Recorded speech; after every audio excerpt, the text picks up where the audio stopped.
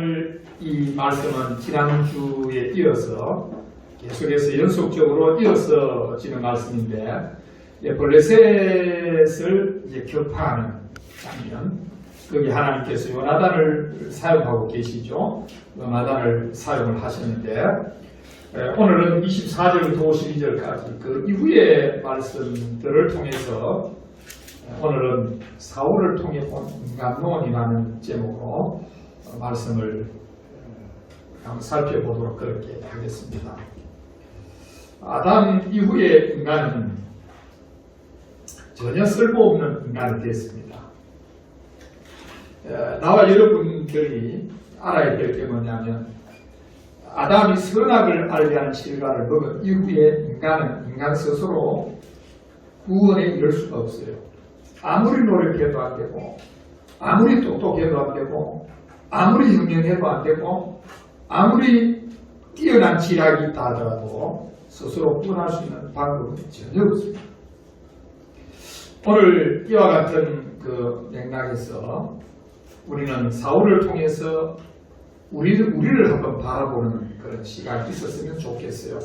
오늘 우리를 바라보고 우리가 어떻게 하나님 앞에서 믿음으로 살아야 할지에 대한 부분들을 확인하는 그런 시간이 되었으면 대단히 좋겠습니다. 오늘 사울을 통해 본 그 인간론에서 세 가지를 통해서 우리가 우리 스스로를 한번 보고 우리가 하나님이 원하시는 삶이 어떤 삶인지를 살펴보는 그런 귀한 시간이 되었으면 대단히 좋겠습니다. 자, 우리 첫 번째 봐야 될 게 뭐냐면 사울의 열심을 한번 들여다봐야 되겠습니다.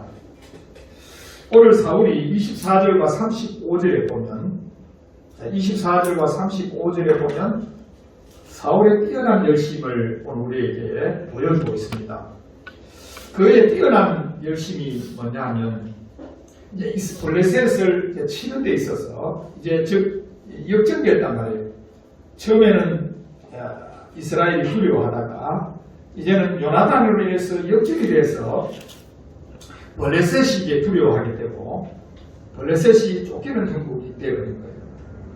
그런데 이때 사울이 어떤 이야기를 하는가 하니까 24절을 우리 같이 한번 읽어보도록 그렇게 하겠습니다. 시작. 이날에 이스라엘 백성들이 피곤하였으니 이는 사울이 백성에게 맹세시켜 경계하기를 저녁 곧 내가 내 원수에게 보고하는 때까지 아무 음식물이든지 먹는 사람은 저주를 받을지어다 하였습니다. 그러므로 모든 백성이 음식물을 맛보지 못하고, 오늘 사울의 열심을 우리가 들여다보면 우리가 좋은 열심이 있고요, 좋지 않은 열심이 있어요. 잠언 11장 22절에 이렇게 말씀합니다. 아름다운 여인이 삼가지 아니하는 것은 마치 돼지 코의 금고리 같으니라. 돼지 코의 금고리가 어울립니까? 안 어울립니까? 전혀 어울리지 않죠. 그럼 이것은 돼지 코에 금고리를 한다는 것은 잘못된 열심이라는 거예요. 또 어울리지 않는 거죠. 잠언 24장 26절에 이렇게 말합니다. 적당한 말로 대답하면 입맞춤과 같으리라. 이거 어울린단 말이에요? 안 어울린단 말이에요? 어울린다는 말이죠. 그러니까 좋은 열심이라는 거예요. 그러니까 우리가 적당한 말로 서로 문안하는 것은 마치 입맞춤과 같다. 입을 맞춘다는 것은 사이가 좋은 관계라면 입을 맞출 수 없죠. 원수끼리 입을 안 맞춥니다. 사이가 좋은 관계에서 입을 맞추는 거예요. 그러면 적당한 말을 했다면 말과 입 맞춘다는 것은 잘 어울린다는 거예요. 잠언 25장 11절에 이렇게 말합니다. 경우에 합당한 말은 아로새김 은쟁반에 금사가니라. 아로새김 은쟁반에 금사가를 옮겨놓으면 잘 어울린다, 안 어울린다? 잘 어울린다. 자, 우리가 사람이 언제 아름다우냐면 앉아야 할 때 앉고 일었을 때 일었을 수 있어요. 들어갈 때 들어가고 나올 때 나올 수 있어야. 그러니까 우리가 그걸 뭐 이제 낄 바빠라. 낄 때 끼고 빠질 때 빠져야 돼. 낄 때 빠지고 빠질 때 끼면 이거 안 어울리는 거예요.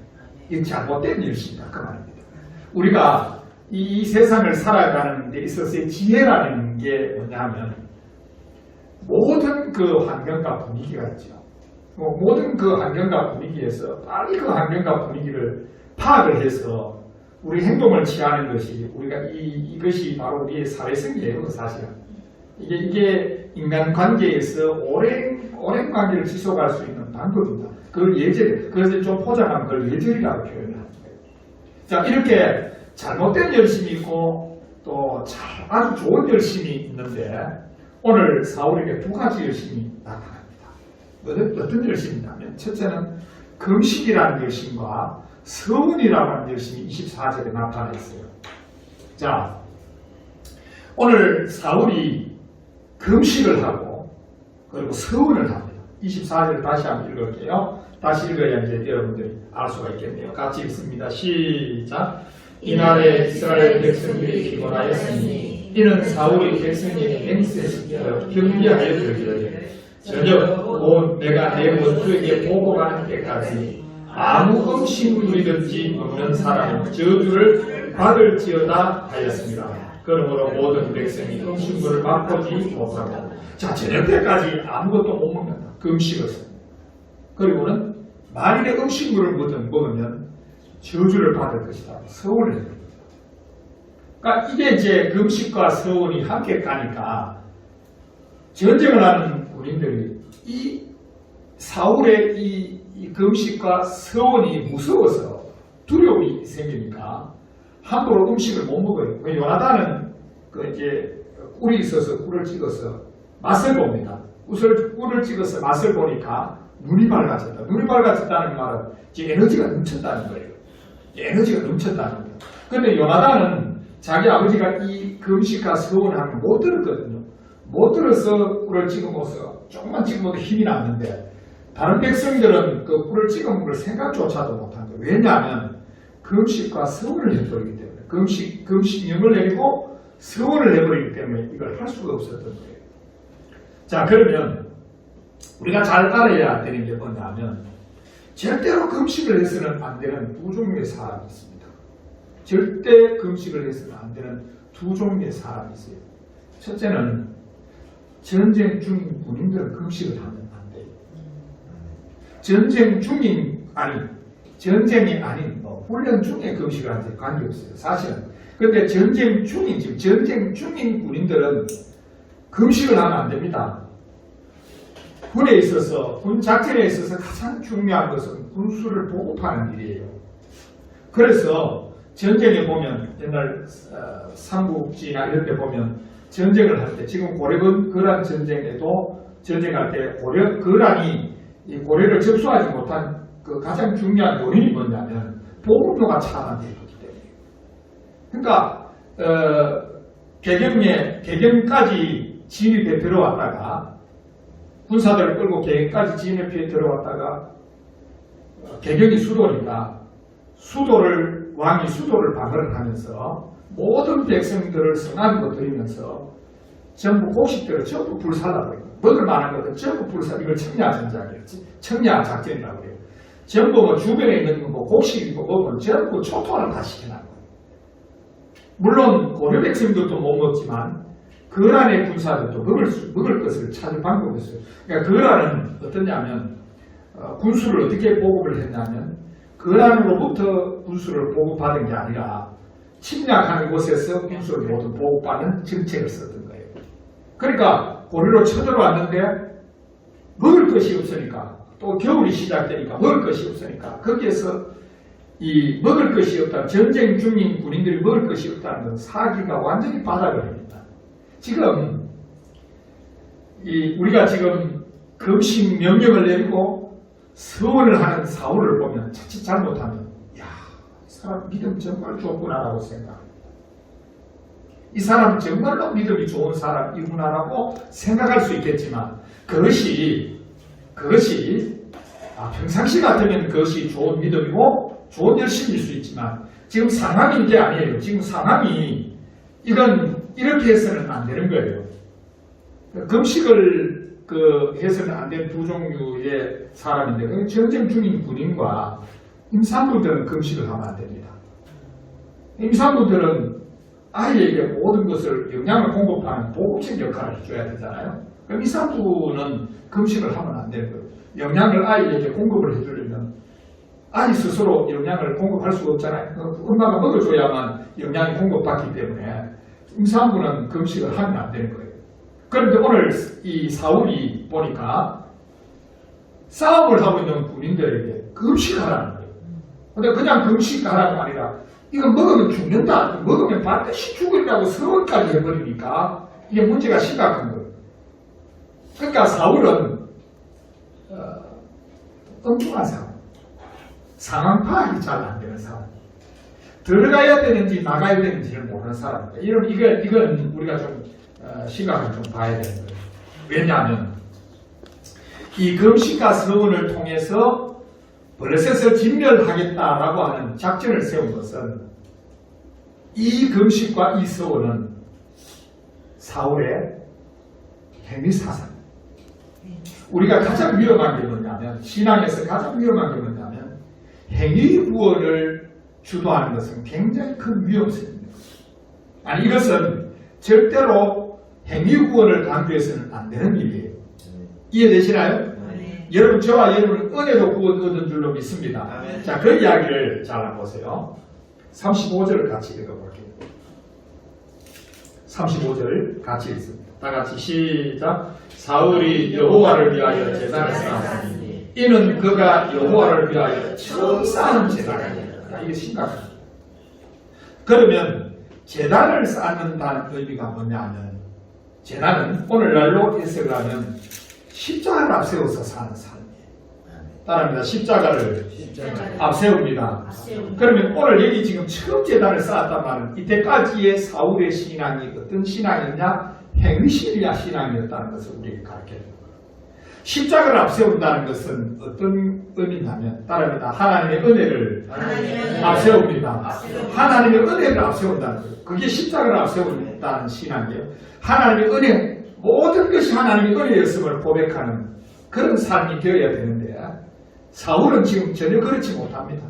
상황인식이 지금 안 되는 거예요. 삶 속에 상황인식이 지금 전혀 되고 있지 않은 사람입니다. 지금 전쟁하는 사람이 얼마나 피곤하겠어요. 사람을 죽여야 되는, 여러분 생각해보세요. 사람을 죽여야 되는 상황이에요. 사람을 죽여야 되는 상황에서 강하고 담대하지 않으면 안 되고, 사람을 죽이려고 하면, 1대1로 붙었을 때 죽이려고 하면 힘이 있어야, 에너지가 있어야 이길 수 있을 거 아닙니까? 그런데 그렇게 전쟁하는 군인들에게 금식을 선포해 놓았으니 이게 지금 상황인식이 전혀 안 되고 있는 모습을 우리에게 보여주는 거예요. 그래서 로마서 10장 2절과 4절이 이렇게 이야기합니다. 내가 정언하노니 그들이 하나님께 열심히 있으나 올바른 지식을 따른 것이 아니니라. 하나님께 열심히 따릅니다. 하나님께 열심은 있습니다. 그런데 열심은 있는데 무슨 지식을 따르는 것이 아니라고요? 올바른 지식을 따르는 게 아니라는 거예요. 자, 우리 성경 찾아야 돼요. 자, 로마서 10장 2절 같이 읽습니다. 로마서 10장 2절을 같이 한번 보도록 하겠습니다. 자, 빨리 찾습니다. 자, 로마서 10장 2절 봅니다. 여러분, 이거 잘 아셔야 돼요. 우리가 하나님께 열심히 있을 수 있습니다. 그런데 올바른 지식을 쫓는 열심이 아닐 수도 있다는 사실을 늘 염두에 둬야 돼요. 그러니까 잘못된 열심은 자, 이런 거예요. 방향이 잘못되면 서울 가는 기차를 타야 되는데 부산 가는 기차를 타면 방향이 잘못되면, 잘못하면 자꾸 거리가 멀어져요. 열심을 내기는 내되 잘못된 열심을 내면 이 사태가 자꾸 커집니다. 행위구원은 상황을 자꾸만 악화시키는 거예요. 자, 로마서 10장 2절에서 4절을 같이 읽습니다. 시작. 내가 증언하노니 그들이 하나님께 열심히 있으나 올바른 지식을 쌓을 것이 아니라. 자, 물어볼게요. 심각하다, 안 심각하다? 심각하다. 차라리 열심히 안 되는 게 좋아요. 올바른 지식을 갖고 있지 못하다면 차라리 열심히 안 내는 게 좋습니다. 그런데 올바른 지식을 갖고 있지 않는데 열심을 내버리면 이건 교회가 굉장히 어려워져요. 이건 공동체가 굉장히 어려워요. 본인만 어려워지는 게 아니라 그 공동체가 굉장히 어려워지고요. 그 가정이 굉장히 어려워집니다. 피피해야 된다니까. 자, 계속해서 3절 시작. 하나님의 의를 모르고 자기 의를 세우려고 힘써 하나님의 의에 복종하지 아니하는. 이거 지금 사울이 지금 이런 짓을 하고 있는 거예요. 하나님의 의를 모르고 자기 의를 세우려고 힘써 하나님의 의에 복종하지 않는 행위예요. 여러분, 다윗을, 그래서 하나님이 다윗을, 자 보세요. 이 사울이라고 하는 사람은 사람을 귀하게 여기지 않습니다. 사람을 귀하게 여기지 않아요. 보세요. 지금 전쟁 중인 군인들에게 금식을 선언하고 먹으면 죽는다라고 서원까지 해버리는 사람이 지금 영혼을 정말로 사람을 사랑하고 있느냐는 거예요. 그래서 하나님이 사울을 패하시고 다윗을 세우실 때 하나님 다윗을 어떻게 했냐면 광야로 내보냅니다. 광야로 내보내서 사람이 얼마나 귀한지를 가르칩니다. 그렇게 거기에서 그 광야에서 헤매면서 수많은 다양한 사람들을 접하면서 수많은 가난한 자, 물린 자들이 자기에게 오는 것을 받아들이면서 그들과 생사고락을 같이 하면서 인간이 얼마나 귀한 존재인가를 거기서 배우는 거예요. 사울은 이걸 배우지 못했어요. 여러분이 광야에 있음을 기뻐하시길 바랍니다. 여러분, 하나님 광야에 보낼 때는 사람의 존귀함, 사람의 귀함을 알게 하려고 하나님이 여러분 보냅니다. 저는 여러분들이 귀해요. 내가 여기에서 하나, 둘, 셋, 넷, 다섯, 600명 있으면 여러분 귀할까요? 아니, 물론 귀하게 여기지. 귀하게 여길 수 있겠죠. 그러나 6명보다 600명이 있을 때는 사실은 저도 사람을 사랑하는 것이 무뎌집니다. 무뎌지도록 되어 있습니다. 어쩔 수 없어요. 그러니까 그러나 한 사람이 작을수록 한 사람이 귀한 거예요. 지금 사울이라고 하는 사울의 인간을 우리가 똑바로 쳐다보는 거예요. 우리가 신앙 안에서 믿음 안에서 우리가 은혜로 구원받은 사람이라면 우리의 삶과 생활도 사람을 존귀하게 여기는 그런 복된 걸음들이 될 수 있기를 주님의 이름으로 축원합니다. 자, 그래서 보세요. 다시 로마서 10장 2절에서 4절까지 바로 읽을게요. 시작. 내가 전언하노니 그들이 하나님께 열심히 있으나 올바른 지식을 따르는 것이 아니니라. 하나님의 의를 모르고 자기 의를 세우려고 힘써 하나님의 의에 복종하지 아니하니라. 그리스도는 모든 믿는 자에게 의를 위하여 율법의 반칙이 되십니다. 이제는 우리는 행위로 구원 얻는 게 아니라 저와 여러분 그리스도로 말미암아 은혜로 구원 얻는 줄로 믿으시기를 바라요. 이제 우리는 은혜로 구원을 얻는 거예요. 자, 그러면 이와 같이 우리가 하나님 앞에서 은혜로 구원 얻는 이 일은 하나님의 열심으로 이루어지는 줄로 믿으시길 바랍니다. 우리의 구원은 다릅니다. 나의 구원은 다시요, 나의 구원은 나의 열심이 아니다. 하나님의 열심으로 이루어집니다. 아멘. 하나님의 열심으로 이루어지는 일. 그래서 이사야 9장 6절과 7절 한번 봅니다. 하나님 얼마나 열심히 있는지를 한번 봅니다. 이사야 9장 6절과 7절 다같이, 자, 이사야 9장 6절과 7절을 같이 한번 봅니다. 하나님 얼마나 열심히 있는지. 하나님 당신이 내가 이런 열심을 가지고 있다는 사실을 보여줘요.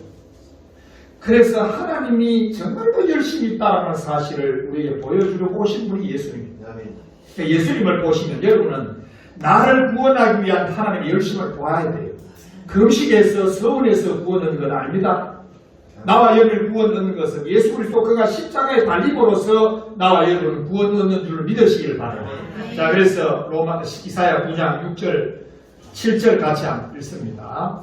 여기 한 아기는 예수님이에요. 예언입니다. 예수님 태어나기 700년 전에 했던 예언입니다. 같이 읽습니다. 시작. 6절입니다. 시작. 이는 한 아기가 우리에게 낳고 한 아들을 우리에게 주신 바 되었는데 그의 어깨에는 정사를 메었고 그의 이름은 기묘사라 모사라 전능하신 하나님이라 영존하시는 아버지라 평강의 왕이라 할 것이니라. 그 정사와 평강의 더함이 무궁하며 또 다윗의 왕자와 그의 나라에 군림하여 그 나라를 굳게 세우고 지금 이후로 영원히 정의와 공의로 그것을 보존하실 것이라.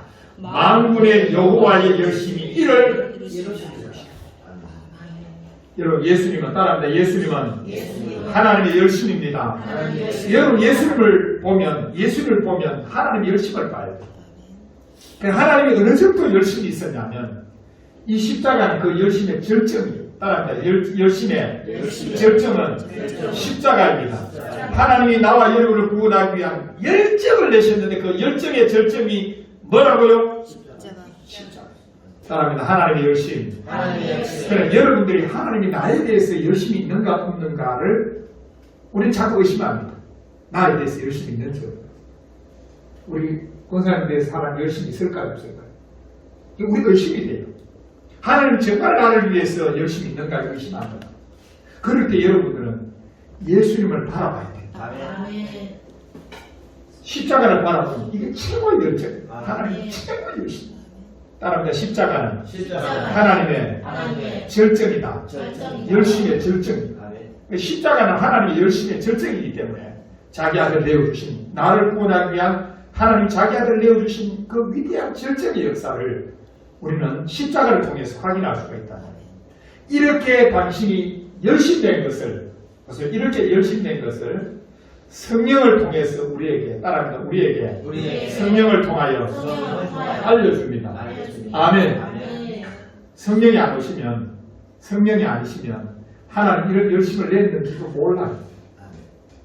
성령이 비로소 오시고 나서 하나님이 나를 위한 구원의 역사 이렇게 열심을 내셨구나 하는 사실을 알게 됩니다. 이사야 59장 15절에서 18절까지 같이 읽습니다.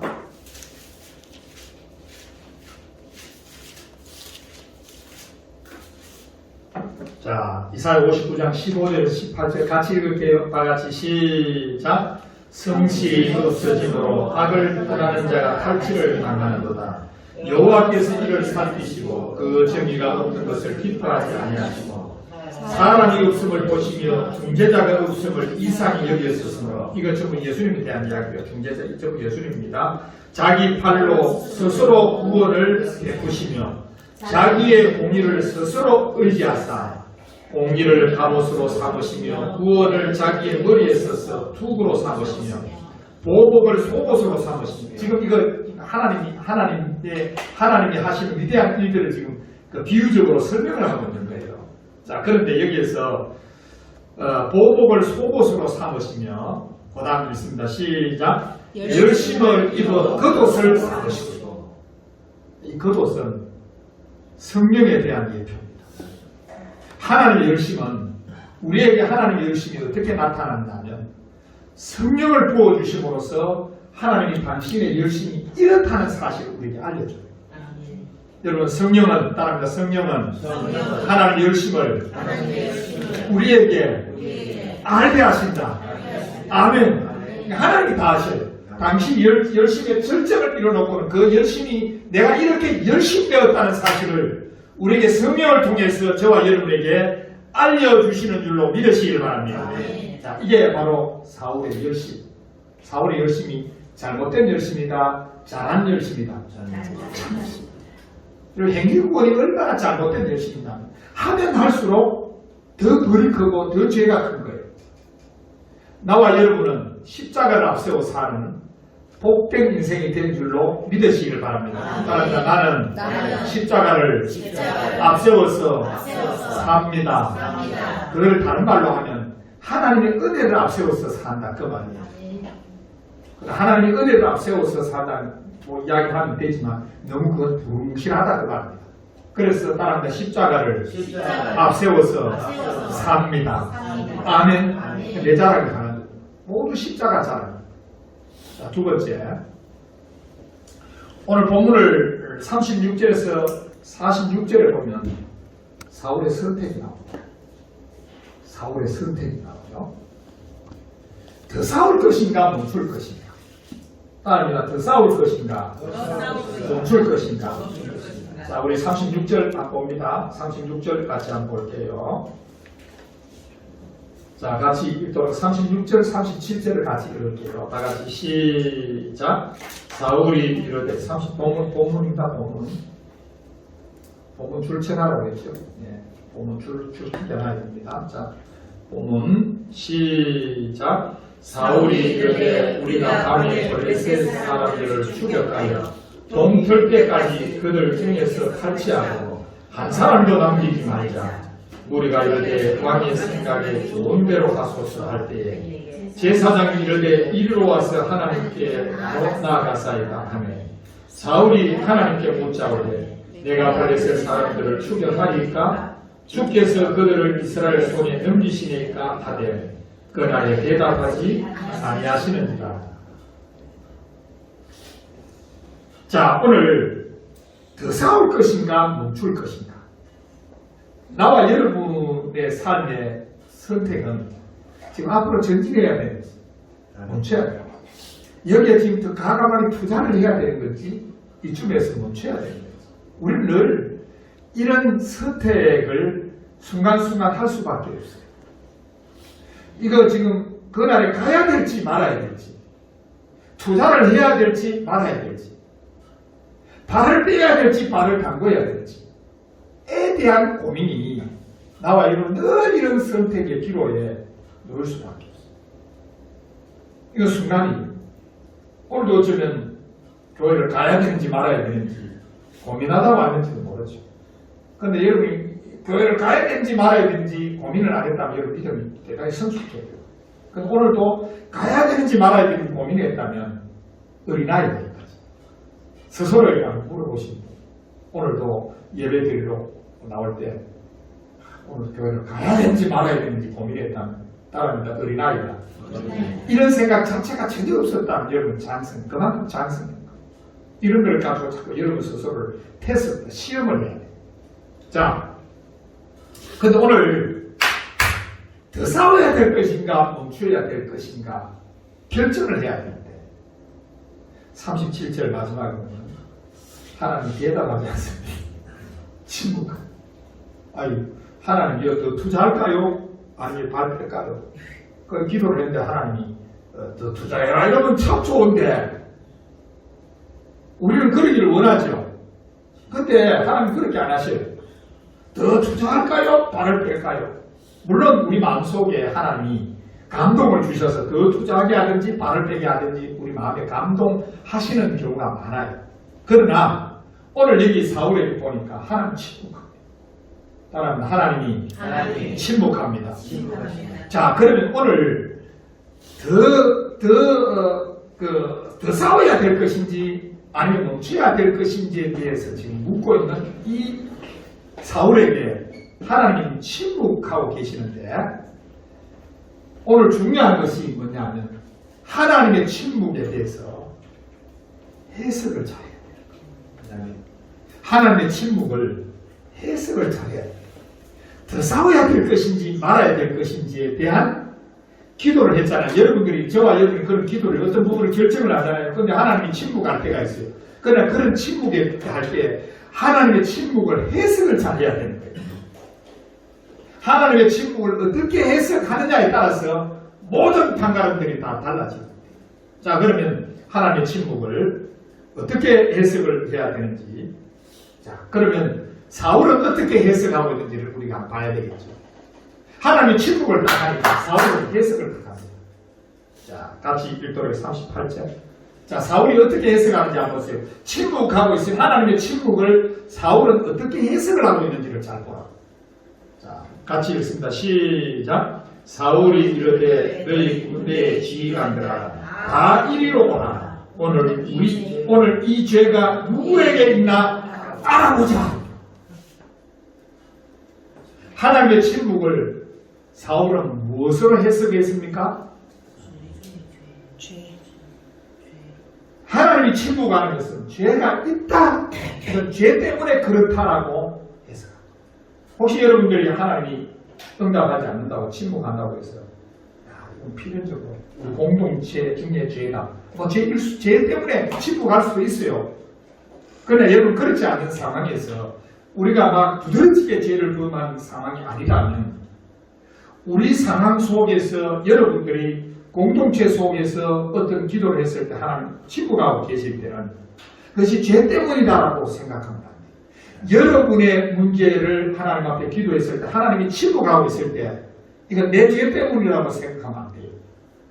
이게 참 희한한 게 사람들이 멀쩡하던 사람도 희한하게 기독교에 들어오면 희한한 사람이 되어버려요. 왜냐하면 모든 것을 흑백의 논리로 좀 구분해요. 중간에 어떤 사각지대가 없어요. 하나님은 여러분 잘 이해하셔야 되는 게 뭐냐면 하나님은 저와 여러분의 삶에 사각지대라고 표현하는 것은 은혜의 지대를 훨씬 더 많이 두고 계시다는 사실을 아시기를 바랍니다. 하나님은 저와 여러분 사이에서 은혜의 지대를 훨씬 흑과 백의 그 논리로 흑백의 논리로 하나님이 나와 여러분을 끌고 있는 게 아니라 사실은 엄청난 은혜의 지대를 하나님 나와 여러분에게 주셔서 이끌고 가고 있는데 사울은 하나님의 침묵을 죄의 문제다라고 이게 정죄사상이거든요. 아까 우리가 첫 번째 사울의 열심을 통해서는 행위 사상을 보았다면 이제 우리는 여기에서 뭘 보냐면 정죄사상을 보아요. 뭐든지 정죄해버려요. 일이 안 풀리면 정죄해버려요. 일이 안 풀리면 죄 때문에 그래. 일이 안 풀리면 모든 거 죄를 지어서 그래. 사고가 나면 이건 죄를 지었기 때문에 사고가 난 거야. 이 일은 죄를 지었기 때문에 일어난 일이야 라고 속단을 해요. 사울은 하나님 침묵을 하는데 더 싸우러 나갈까요? 멈출까요? 물어봤는데 하나님 침묵하니까 사울은 죄 때문에 그렇다고 정죄를 이게 이제 우리는 이런 지금 오늘 기사를 통해서 사울이 어떤 사람인가를 우리가 잘 파악을 못해요. 이 사람은 모든 것이 율법적인 거예요. 모든 것들을 정죄하고 정죄하지 않는 것으로 다. 지금 오늘 하나님 응답하지 하나님 침묵한다고 해서 그는 이것은 우리 중에 죄가 있어서 그렇다라고 확신해 버리는 거죠. 마치 여호수아가 아이성을 노력을 할 때에 아이성을 노력을 못하죠. 누구 때문에? 아간 때문에. 지금 착각하고 있는 거예요. 여호수아 때는 여리고성을 무너뜨리고 그 다음에 아이성 조그마한 성을 무너뜨릴 때 그 아이성을 못 무너뜨린 것은 이게 하나님을 왜 이거 못 무너뜨렸습니까? 이랬을 때 하나님께서 너희 중에 죄를 범한 자가 있다고 이야기를 했었어요. 그런데 여기서 지금 하나님 침묵하고 있잖아요. 침묵하고 있는 이 상황을 사울은 우리 중에 죄 지은 놈이 있기 때문에 하나님이 침묵한다고 인식을. 그래서 44절 한번 보세요. 제비뽑기 합니다. 백성과 왕가가 나누어서 제비뽑기를 하는데 요나단이 뽑혔어요. 44절 같이 했습니다. 시작. 사울이 이르되 요나단아 네가 반드시 죽으리라. 그렇지 않으면 하나님이 내게 벌을 내리시고 또 내리시고. 이게 지금 사울이 굉장히 겸손한 사람. 이게 정죄사상으로 가득 찬 사람은 겸손할 수밖에 없어요. 왜냐하면 누가 이제 사고 나가지고 잘못했네. 죄질 가지고 우리 모르겠는 죄질 가지고 그렇다고 희한한 사람들이 많습니다. 대개 보면 살아보면 우리 그리스도인들 중에 희한한 논리를 가진 사람들이 너무 많아요. 교통사고 나가지고 병원에 누워있어요. 죄질 가지고 그랬죠. 죄를 지어가지고 교통사고 나가지고 모든 것들을 죄에다가 들어가죠. 안 좋은 게 일어나면 죄에 들어가죠. 지금 고난 중에 있는 예수를 믿어서 이렇게 고난 중에 있는 사람들은 그 고난의 기간이 끝이 나야 하나님이 뭔가 풍요롭고 부여로운 시대를 열어주시는데 고난 중에 있는 사람을 보고는 뭐라고 하느냐면 하나님 앞에서 바로 살지 못해서 저렇다. 사람 웃깁니다. 지 조시대로 해석을 하는데 그런 사람 너무 많이 봅니다. 그런 사람들을 너무 많이 봐요. 그러니까 지금의 형편에 예를 들어서 이런 거예요. 예를 들어서 제가 이제 목회를 하는데 세월이 흐르면 몇백 명이 되고 몇천 명이 되고 이래야 되는데 아직 몇 명을 데리고 목회를 하고 있으니까 저보고 예를 들면 저보고 하나님 앞에 죄를 부르면서 그랬다. 믿음으로 못 살아서 그렇게. 근데 그런 사람들이 의외로 많습니다. 모든 상황에서 해석을 잘하는 것이 굉장히 중요한데 지금 사울이라고 하는 사람이 이 상황을 해석을 어떻게 하는지를 잘 보셔야 돼요. 모든 것들을 정죄, 흙과 백의 논리로 모든 것들을 사물을 바라보면은 나와 여러분이 이 땅에서 한편, 그러니까 모든 것을 흑백의 논리를 가지고 잣대를 대는 사람의 심령은 황폐해. 스스로가 좀 황폐하다는 것을 보여줘. 이해되시나요? 자, 그러면 우리는 이 침묵에 대해서 하나님의 해석을 해야 됩니다. 두 가지로서 해석이 필요해요. 첫째는 멈추라. 따라합니다. 멈춰라. 다시 멈춰라. 사실 여러분, 사울이 하나님 공격할까요? 멈출까요?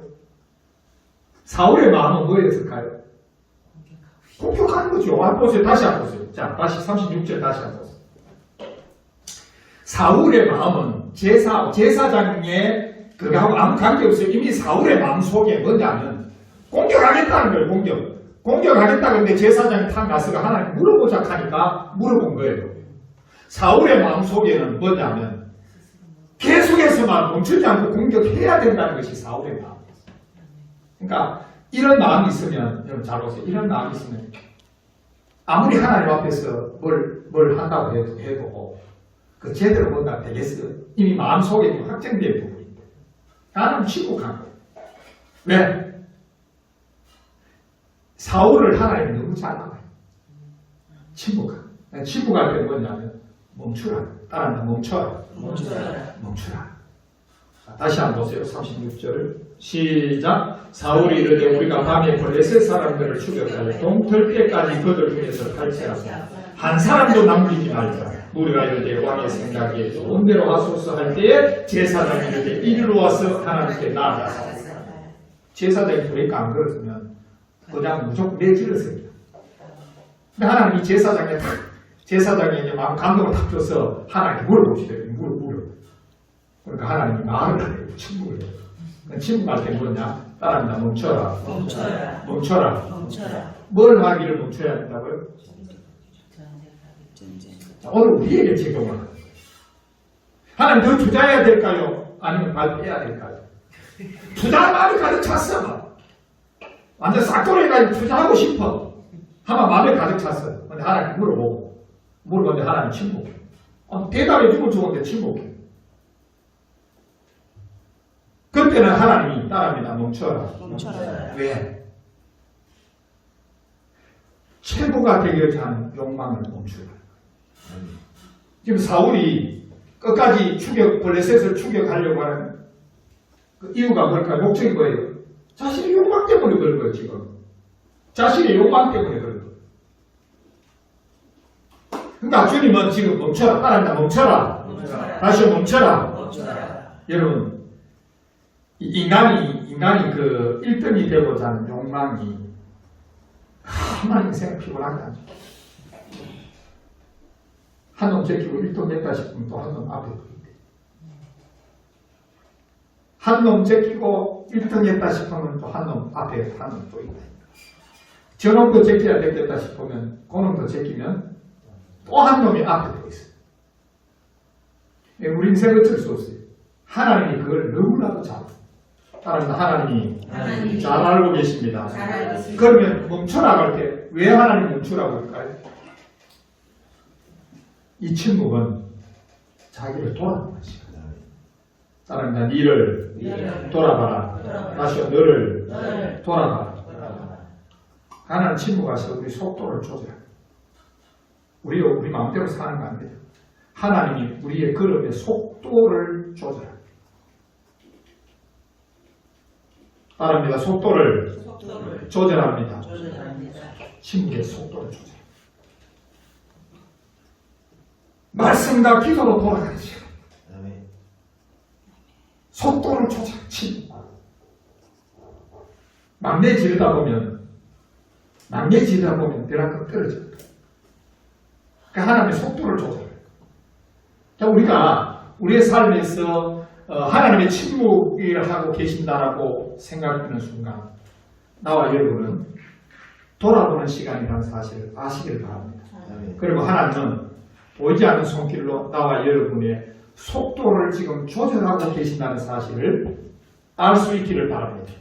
내가 더 해야 될지 말아야 될지, 더 나가야 될지 멈춰야 될지에 대해서 묻는데 하나님께서 침묵하고 계신다면 따릅니다. 나를 돌아봅니다.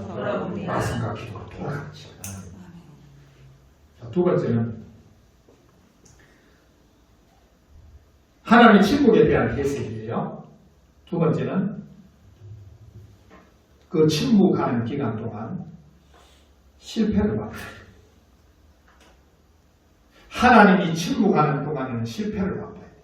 그래서 여러분들이 이게 뭐 실패하고 있을 때 도대체 하나님이 있는지 없는지, 하나님이 계신지 안 계신지 여러분 그렇게 느껴질 때가 있어요. 저 또한 그때는 어떠냐, 하나님의 침묵 때는 실패를 받거나 수렁에 빠져보라. 고약하지 않으면 수렁에 빠져보라. 고난에 한번 해내보라는 거예요. 늪에 한번 빠져보라는 거예요. 어려움에 한번 수치에 한번 당해보라는 거예요. 병정 속에 한번 빠져보라는 거예요. 왜 그럴까요? 왜 고난을 당하는 속에, 왜 환난을 당하는 속에, 왜 좌절을 맛보고 수치를 맛보고 병든 시간에 수렁에 빠져야 되는 시간을 하나님 그 침묵을 왜 허락하실까요?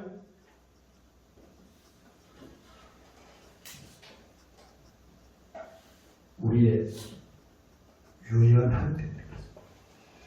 따라합니다. 유연하라. 이거 유연 안 하면요, 때로껏 정지한다. 때로껏 실패 안 해본 사람은 실패한 사람을 정지한다. 수치를 안 내보는 사람은 수치를 당한 사람을 정지한다. 수렁에 빠져보지 않은 사람은 수렁에 빠진 사람을 정지한다. 그런데 이렇게 수치를 당해보고 수렁에 빠져보고 좌절을 맛보고 한 사람들은 심령 상태가 유연하고 부드러우지. 요거를 좋은 땅이라고 해요. 따릅니다. 좋은 땅이에요. 하나님은 우리에게 그냥 좋은 땅 되게 하신 거 아닙니다. 근원적으로 좋은 땅이기 때문에 좋은 땅이 되는데 그 좋은 땅을 하나님이 어떻게 우리에게 조절해 가시는다면 부드러움과 유연성을 주기 위해서, 그 부드러움과 유연성은 고난과 좌절, 수치, 병든 우리 삶의 고난, 그래서 가고 마음이 호락이만 가고 하는 거예요.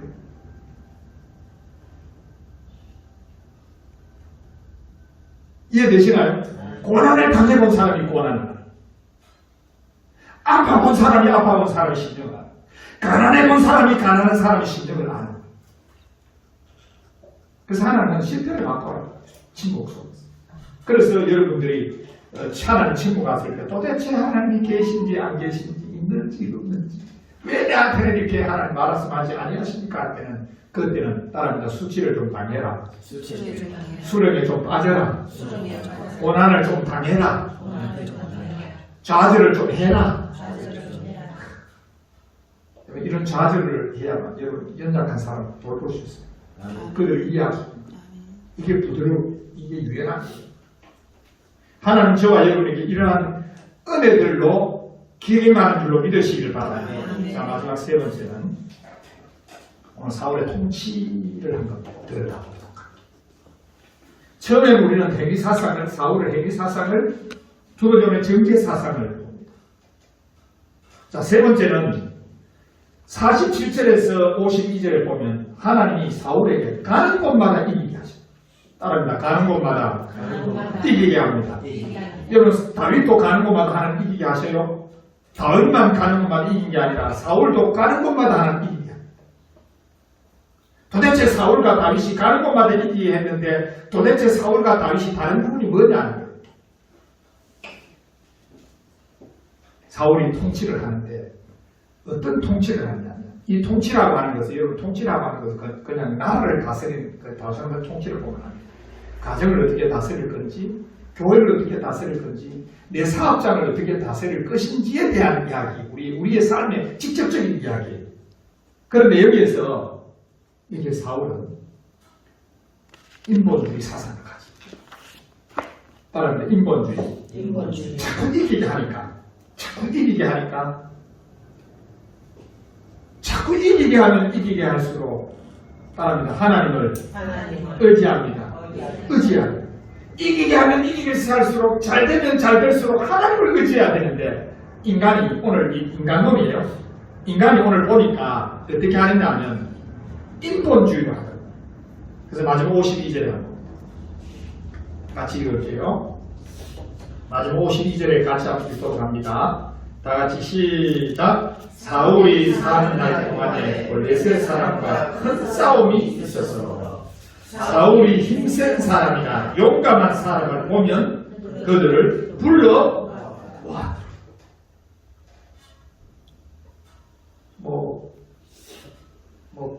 개 눈에는 똥개 눈에는 똥만 보인다고. 사울이 안 보세요. 사울이 안 보세요. 힘센 사람이나 용감한 사람을 보면 그들을 불러보았다.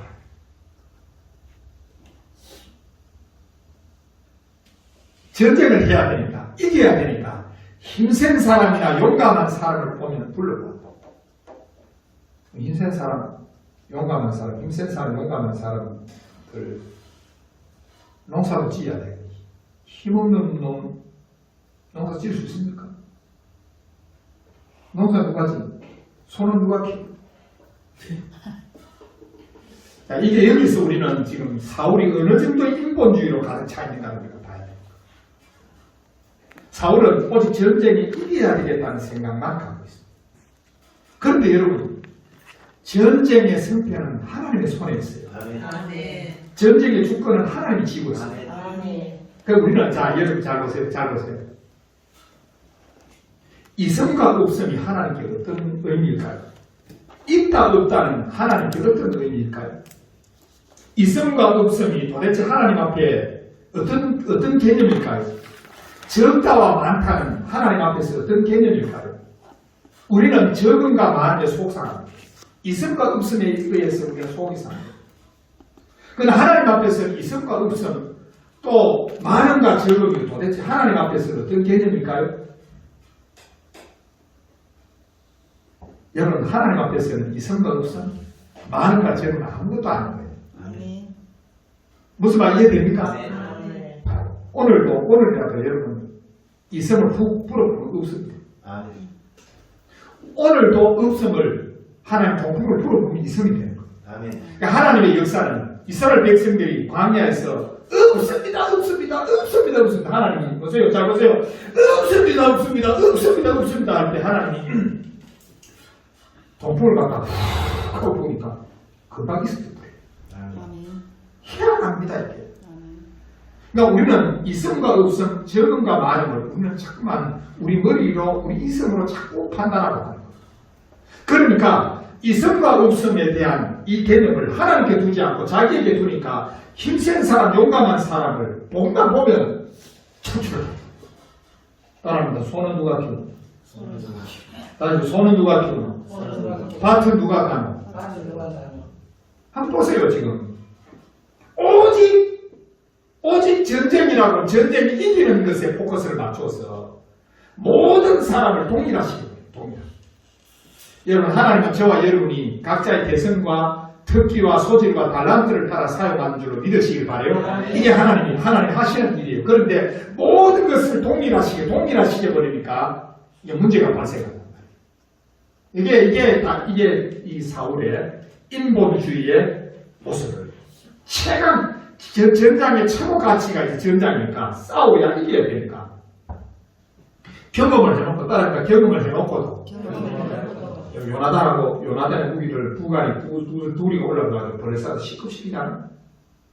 지난주에 보셨잖아요. 요나단의 부간이 올라가서 반나절 가기 땅에서 20명을 죽이니까 하나님이 막 그 다음부터는 성령이 막 역사를 해보니까 저끼리 싸우고 말이에요. 저끼리 두려워가지고 말이지. 땅도 진동하고 하나님이 두 사람 가지고 역사를 해버린 거예요. 지금 그런데 사울은 하나님이 가는 곳마다 전쟁 이기게 하는데도 불구하고 눈에 다치는데도 힘센 사람, 용감한 사람 전부 차출해가지고 군인들 다 하나님 그렇게 하라고 하니까 아니에요. 우리는 여러분들이 하나님이 가는 곳마다 승승장구하게 한다 하더라도 나와 여러분이 하나님 의지할 수 있기를 바랍니다. 오늘 우리는 사울을 통해 본 인간은 이게 성령이 없는 인간들이 어떻게 행하는가에 대한 것을 오늘 사울을 통해서 우리 똑똑히 보고 정죄사상, 행위사상, 인본주의 사상에 물들어 있는 한 인물을 통해서 우리는 오늘 우리 스스로를 따라합니다. 하나님을 의지합니다. 자, 시편 146편 3절 같이 읽을게요.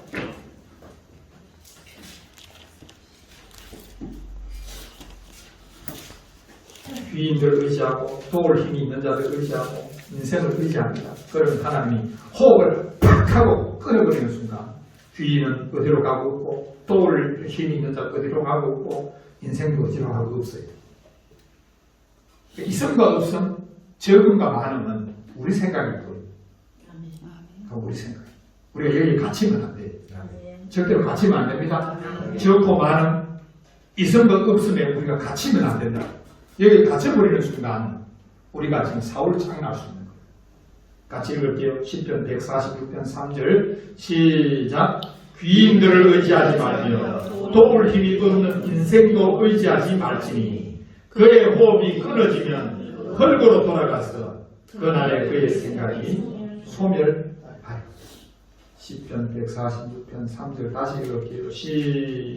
읽어야 합니다. 시작. 귀인들을 의지하지 말며 도울 힘이 없는 인생도 의지하지 말지니 그의 호흡이 끊어지면 흙으로 돌아가서 그날에 그의 생각이 소멸하리라. 사람들 귀인을 의지하지 말고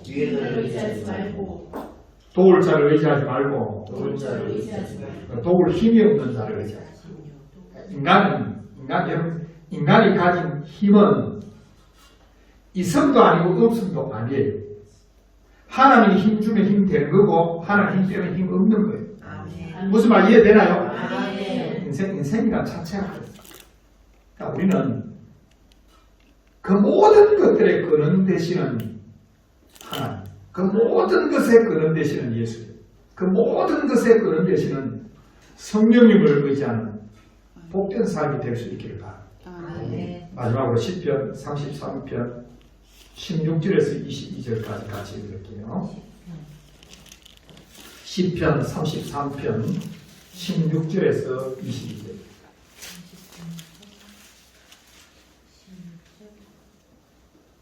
시편 33편 16절에서 22절까지. 자, 16절, 17절까지 먼저 읽을게요. 시작. 많은 군대로 구원 얻은 왕이 있어도 잘 기억하셔야 돼요. 성경의 선언이 뭐냐면 많은 군대로 구원 얻은 왕이 있다 없다? 주님이 없다. 없으면 없는 거예요. 많은 군대가 구원 얻는 게 아니에요. 성경은 없다고 해요. 이건 하나님의 입장에서 조명한 거예요. 우리는 많은 군대가 있어야 구원 얻는다고 생각해요. 여기에 갇히면 저게 사울의 인간론이에요. 여기에 갇히면 우리도 사울하고 똑같아요. 여기 갇히지 않도록 나와 여러분이 부단히 성령을 의지해야 될 줄로 믿습니다. 성령은 자유하는 영이기 때문에 여기 갇히지 않도록 해주십시오. 따라합니다. 성령님은 자유하는 영이다. 우리를 자유롭게 하는 영. 여기 절대로 갇히지 않도록 해요. 많은 군대에 갇히지 않도록 해준다. 용사가 힘이 세어도 스스로 구원하지 못하는 거다. 보세요. 용사, 힘센 자는 용사가 힘이 세어도 스스로 구원하지 못하는 거다. 못한다는 말은 성경이 선언한 바예요. 자, 17절. 구원하는 데는 군만은 헛되며 군대가 많다 해도 능히 구하지 못한다. 따라합니다. 안 된다. 하나님이 허락하지 않으면 아무것도 안 됩니다. 자, 18절만 있습니다. 시작. 여호와는 그를 경외하는 자, 곧 그의 인자하심을 바라는 자를 따릅니다. 하나님은 자기를 경외하는 자를 살핍니다. 하나님을 경외하는 자, 19절에서 22절 같이 읽을게요. 자, 하나님을 경외하는 자를 어떻게 하는지 19절에서 22절 시작. 그들의 영혼을 사망에서 건지시며 그들이 굶주릴 때에 그들을 살리시는도다. 우리 영혼이 여호와를 바라기여 그는 우리의 도움과 방패시로다. 우리 마음이 그를 즐거워하며 우리가 그의 성호를 의지하였기 때문이로다. 여호와여 우리가 주께 바라는 대로 주의 인자심을 우리에게 베푸소서. 여러분들이 예수 그리스도의 그 이름을 의지할 수 있기를 바랍니다. 우리 마음이 21절에 우리 마음이 그를 즐거워하며 내 마음이 예수를 즐거워하며 내 마음이 성령을 즐거워하며 우리가 그의 성호를 의지하였기 때문이다. 예수 이름이 가장 좋으시면 아멘. 아멘. 가장 즐거우시면 아멘. 아멘. 세상에 그 어떤 이름보다도 예수 이름이 너무너무 기쁘고 감사한 우리에게 그 이름 들어도 즐겁고 그 이름 들으면 기쁘고 그 이름 들으면 용기가 생기고 그 이름 들으면 세상의 모든 것들을 가진 것 같은 그런 신념, 그런 마음, 그런 넉넉함으로 채워주는 은혜가 있기를 주님의 이름으로 축원합니다. 기도하겠습니다.